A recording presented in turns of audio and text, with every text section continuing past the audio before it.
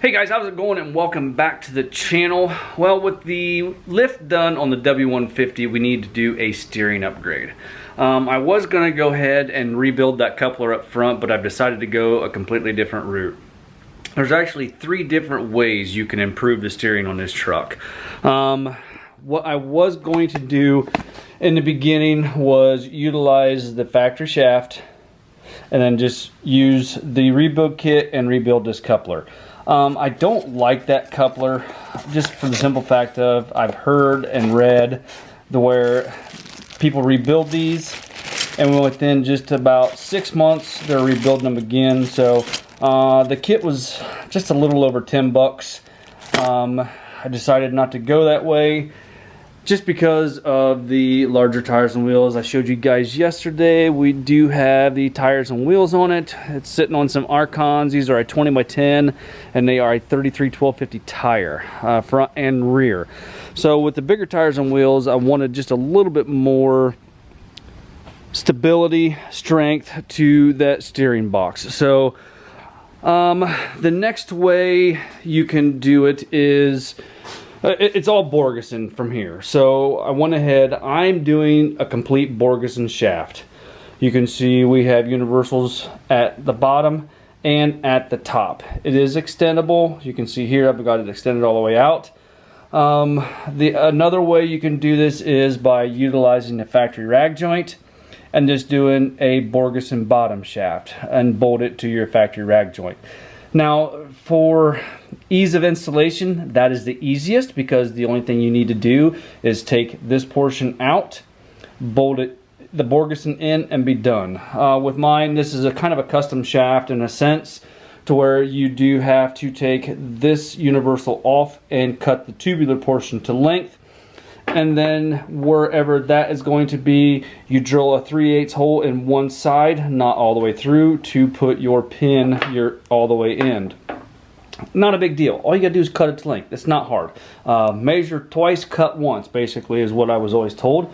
Borgeson does offer some pretty detailed instructions going through. No really illustrations except for some stuff down here. But as far as ease of installation, very simple, very easy to do. I just wanted to get rid of the rag joint and get rid of the coupler and go universal top and bottom, or bottom and top rather, and get away from any weak links that's going to be within this shaft. If you guys remember correctly, we did have a complete Borgeson shaft like this in the 2nd gen build, and it was so nice to have that in there. To get your factory shaft out, pretty simple, pretty easy. There's a roll pin in that top and the bottom, and then there's also a roll pin in the top, and they go in the corresponding holes there and there. To get those out, basically the analogy is trying to beat on a block of wood that's suspended in the air and get it to move someplace. It's going to be hard to do. So what I have done is I just took one of my chisels that is the proper size and took my blunt end in my air hammer, taped it on there, held on to it, pulled the trigger, and just a few seconds it drives those roll pins out very nicely, very easy. I had that out within a matter of probably about 5 minutes. I just bored you the extent of going through and taking all that off, or doing a time lapse, taking it apart. Basically it's really easy. You have this on your steering box and you have this up at the steering column. So take your roll pins out, everything comes off. Relatively easy. You will need a pry bar to get in there. This is a rolling pry bar, and push that off. Or if you have a regular pry bar, that's fine also. You may need a hammer. Put this back together. It's just wrenches and Allen, or regular open end wrench and Allen wrench. Pretty simple, pretty easy. But first we gotta go out there, mark it to the length, and see how long we need to make this. Alright, other than cutting your shaft to length, the only other modification you have to do, and it's only on one end as far as my application, is on these splines where that goes over your shaft, where your set screw is, you want to put a flat spot on that shaft on both ends. As you can see out here on my steering box, it already has said flat spot in it. So we want to utilize that end on that shaft. So I'm going to utilize that flat spot there, and then we'll have to go up top and put a flat spot on that one someplace. Don't forget to put your spring back on there before you put that back in place. So we're going to go ahead and get some measurements, measuring from the end of that shaft to the end of that shaft, and see what the distance is. Bring it in here and measure it with both pieces on from here to here, and or actually from inside here to inside here, and that's how long we want to make that. Now we want to leave enough length, or take away enough length to be able to have this shaft slide in and out with the flexing of the vehicle. All right, after measuring my shaft, I have 21 3/8 length from end of shaft to end of shaft.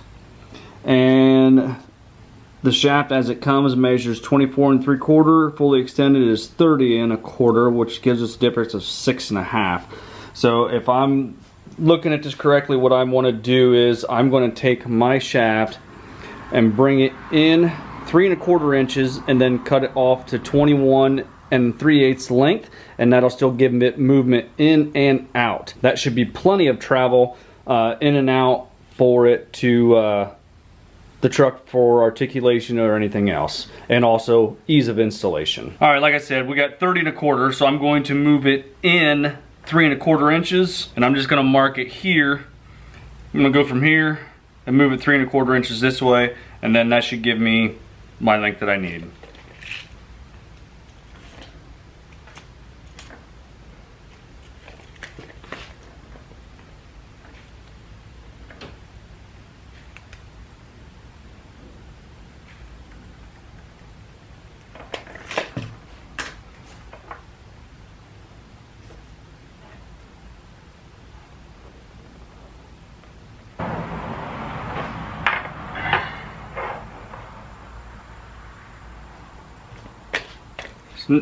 I got that set where I want it 3 1/4. That's half movement. Now I want to make this 21 3/8.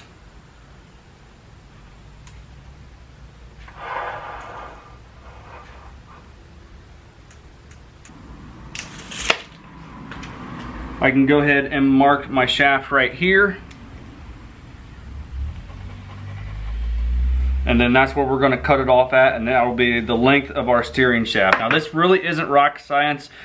The measurements don't have to be precise because you do have your movement in and out to allow you for installation and removal of this shaft. The only thing I want to try and do is get it set right in the center. That way we have some good movement in and out. And the last thing we're going to want to do is, after we put this on, we'll put a set screw in there, mark, and then tighten it up, put a mark on it, drill a 3/8 hole in here, and then we'll also have to go up on the top side on the steering column itself and grind a flat spot on the splined end of the shaft.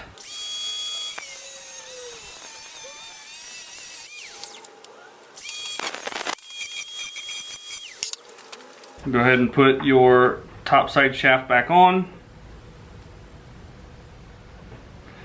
Grab you a set screw, tighten it up to put a mark on it, on your shaft there.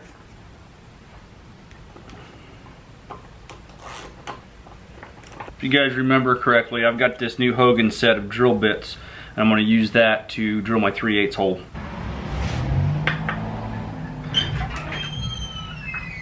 Too long.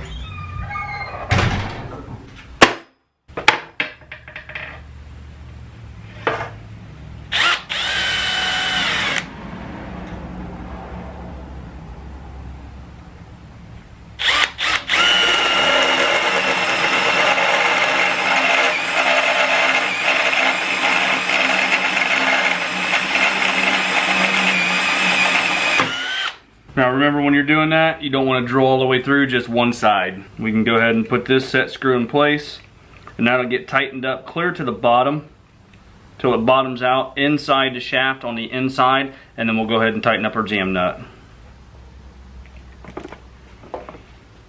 We can go ahead and put this one in too. Now this top portion is ready to go. The only thing we're going to need to do is when we slide that on the spline is mark it again with a set screw, file, grind, however you want to do it, a flat spot on there for this to tighten up onto and lock onto. Alright, I have the shaft on the steering box down there. I do have it tightened up on the flat spot that's already on that shaft. Slid it up into place, and I do have it on the steering column right there.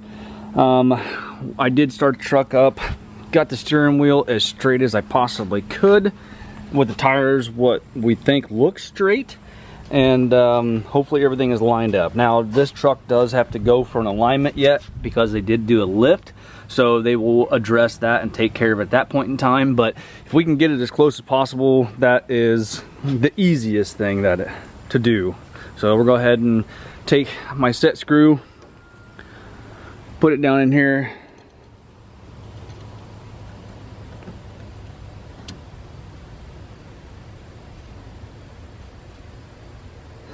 we'll tighten that up just a little bit to put a mark on this shaft, take my grinder and put a flat spot in the end of that shaft for that to tighten up on.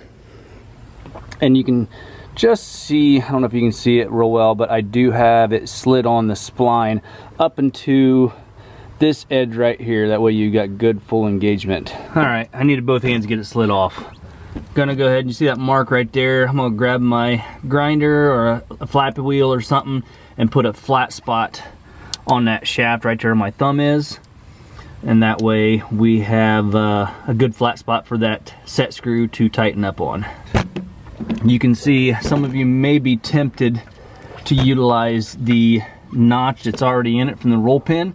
If you look where the roll pin is in orientation to where your flat spot's going to be, you can see they don't even line up.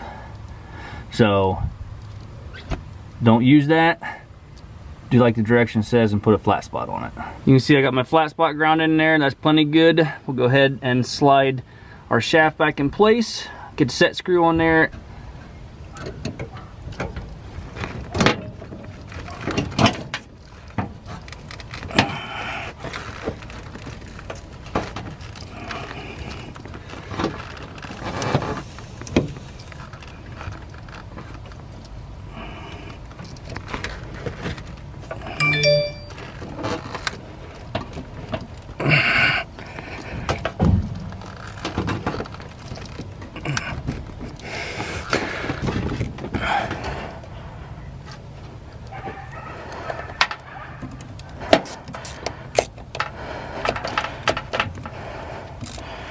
Alright, I got steering shaft in, everything's tightened up, and everything seems really tight. I wanted to show you what we were working with here before. This is the old shaft. This is one of those, you can see that moves in and out, how much slop is in that. These rag joints on this other end will get the same way in time. I can't believe how shitty this truck is, or how shitty this coupler is with only 66,000 miles. So must have did a lot of steering is all I can think of. So won't ever have this issue again with that upgraded Borgeson shaft. Now we're just going to go for a test drive and see how tight the wheel is. Alright, going down the road, we're doing about 40 mile an hour. As you can see, that really tightened everything up. You can see the front end moving pretty good. No play in the steering wheel at all anymore, which is an awesome thing.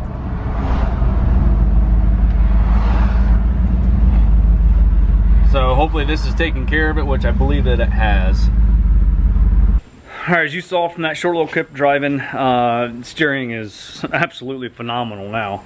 The only difference being, you know, the 12.5 wides. It does make it just a little bit trickier, but as far as any play in the wheel, absolutely positively none. This Borgeson steering shaft upgrade is a phenomenal investment.